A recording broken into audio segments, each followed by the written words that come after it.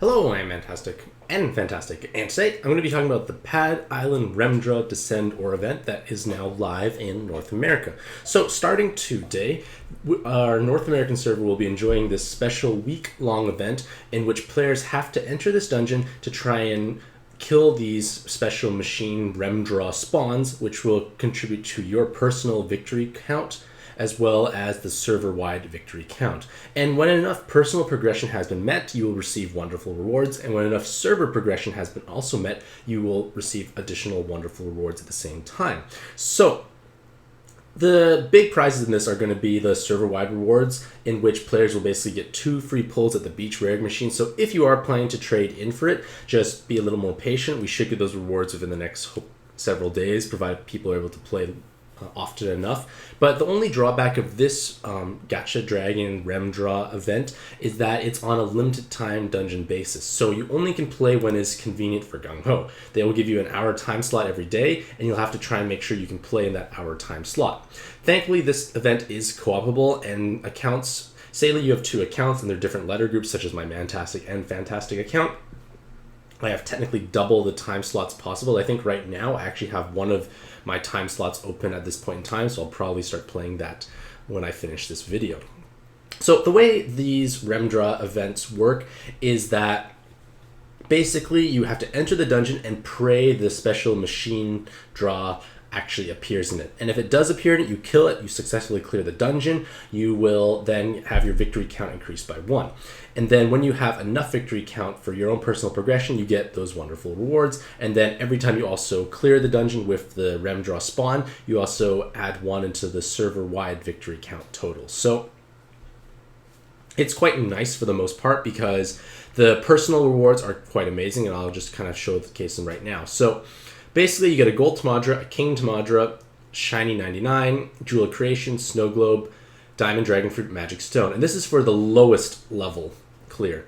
And then for the middle level, like the middle level spawn, basically almost the exact same drops actually, except you get 198 pluses instead.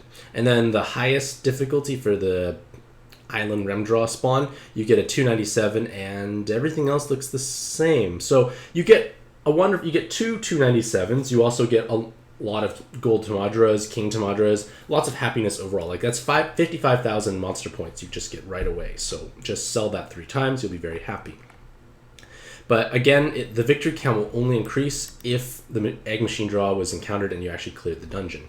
So this limited time dungeon format is a little problematic because you have to play when Gung Ho says you're allowed to play. So you press the limited time dungeon button, or LTD, in the top right hand corner of your screen. It will display the times that you have and make sure you actually look at the correct time zones and adjust accordingly if that's applicable, and then you actually play in that hour slot. So that can be a little frustrating, but you can always co-op this. So remember, if you have 2 accounts, co-op with yourself, you might have 3 different times, or you just look on the various Discord servers, Facebook groups, and see if you can co-op with someone who has a different time slot than yourself, and hopefully you're able to get enough clears within this week's time.